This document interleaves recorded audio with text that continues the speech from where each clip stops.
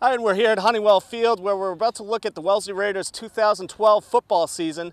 Now, I'm lucky enough to be joined alongside me today is Brendan Hall from ESPN High School's Boston site. Brendan, first of all, welcome to Wellesley this week. Thanks for coming aboard. Anytime, Greg. You know it. All right, now we're looking at a Wellesley Raiders football team. They're rebounding after a 2-9 season last year. And I first want to ask you, what was the reason for sort of a down year for them last year? I think the number one thing there is youth. I think they only had like 10 seniors or something of that sort.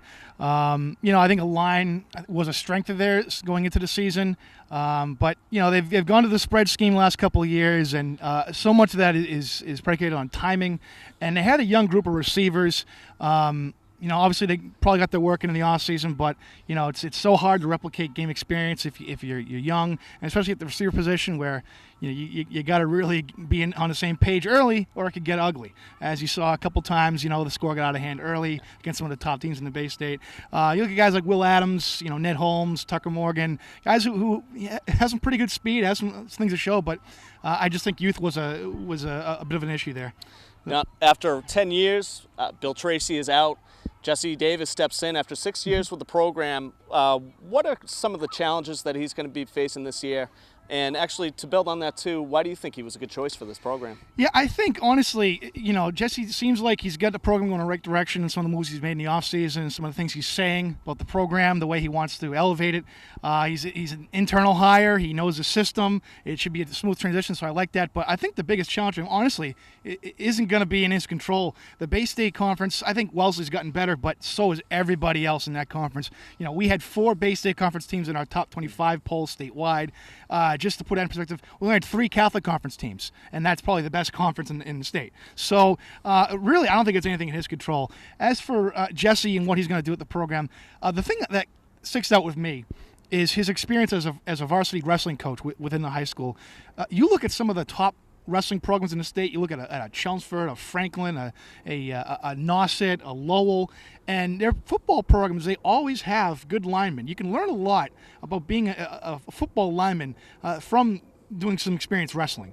And I think when you're trying to rebuild a program, when you're trying to get off the canvas like Wellesley is, you really have to, the most consistent way to do it is really to just build from between the hashes. Get those guys in the trenches going, because you can do so many things, good things with a line. You look at Auburn, for instance, last year. Didn't have a lot of experience, at the running back positions. Lost a couple key guys, but their line averaged 270 across.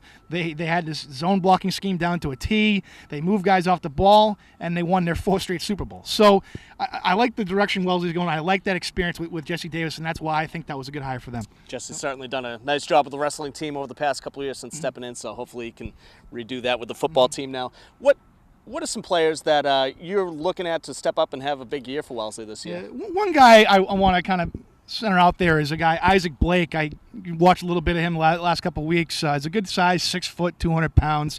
Really an offense as a tight end, and you're seeing this a lot more, obviously, with the Patriots last year with Aaron Hernandez and Ron Gronkowski, just moving them around in different spots, almost a kind of a hybrid H-back role, but he was able to, you could put him in the slot, you have him blocking the perimeter or, coming underneath route. You could have him out split out. You could have him in the backfield. You could have him, tight with the tackle and kind of lead blocking there. You could do a lot of things with him. And defensively, he had such a good nose for the ball. As a linebacker, always seemed to be right in the play, and that's exactly what you need out of a guy in the linebacking corps, because they're kind of the quarterback of the defense there. So I expect him to have a pretty good season. So.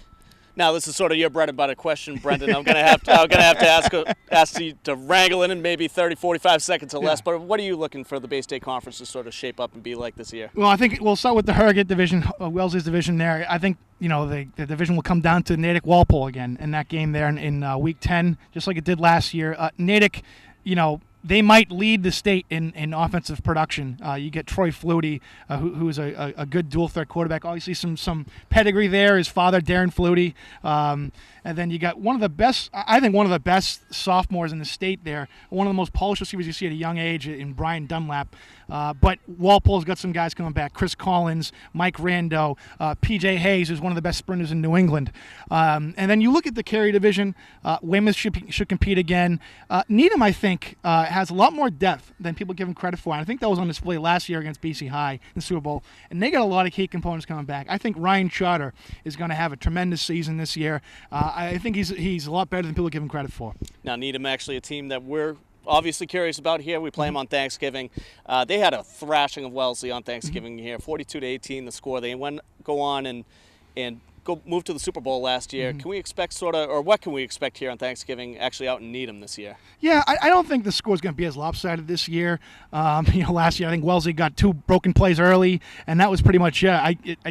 I still feel like Mark Riley's still running routes against those guys, but I just think Needham's at a different level right now than Wellesley. Needham is competing for Super Bowl contention at the highest level of football in the state, and Wellesley right now is just trying to get off the canvas. Their 2 wins were over Dedham and Milton, I believe, last year, and those weren't very good programs either. So I do think they'll be better. I just think they're at 2 different levels right now, those 2 programs. Well, Brendan, we thank you for giving the time. Absolutely. For ESPN Boston, he's Brendan Hall. For Wellesley This Week, I'm Greg Story.